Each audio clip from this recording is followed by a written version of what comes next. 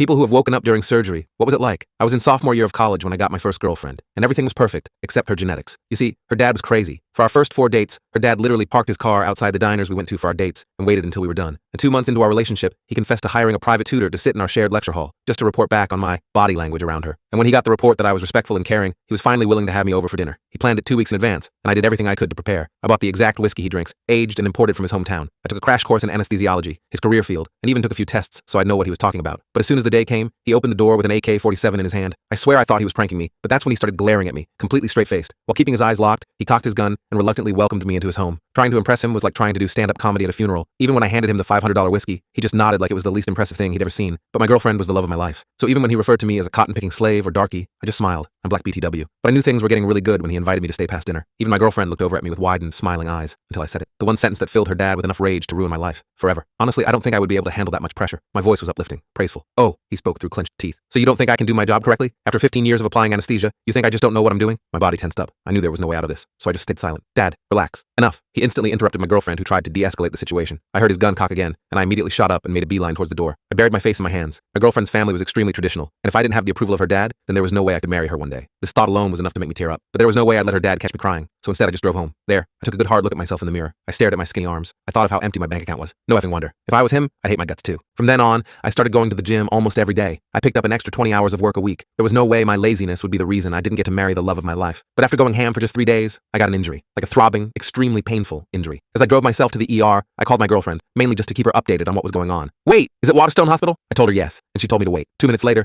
she told me not to worry about the wait time, because her dad would pull some strings and make sure I get into the surgery room ASAP. An awful gut feeling washed over me, but I just wanted the pain to end. So I thanked her, and she told me not to worry because her dad would make sure I get the best surgeon there. I highly doubted it, but thanked her again anyway. Well, fast forward to the operating table. Her dad was the one to inject me with anesthesia, and I fell asleep. Except I didn't wake up when the surgery was over. I still remember how it felt when my eyes felt like they were taped shut and my arms tied down. I tried moaning around the tube in my mouth. It was then that I realized I had woken up during my surgery. As I tried my best to thrash around, I could make out the sound of my girlfriend's dad's voice. I swear I could hear him chuckle before covering it up with a cough. Someone even asked, "Hey Ben, did he wake up?" "Nah, it's just a normal bodily reaction," he responded. My blood went cold. I couldn't feel the pain, but the sensation of feeling a breeze inside your guts while you are essentially cut open. I still have nightmares about it. I was lying there for almost an hour, forced to hear the squelching sound of all my organs moving around. When it was over, I didn't speak to anyone for a full week. I didn't even leave my house. I couldn't. It felt like I was stuck inside my own body. Not even crying could help me feel better. I didn't even realize how effed up it was until I booked an emergency therapist appointment. When I told her what had happened, her face literally drained of color. She opened her mouth like she was about to say something, but no words came out. It was then that all my sadness was replaced with anger. I did everything I could for him and his daughter, and in return, he gave me PTSD and disassociation, and he thought he had gotten away with it. But karma was about to hit him like a truck.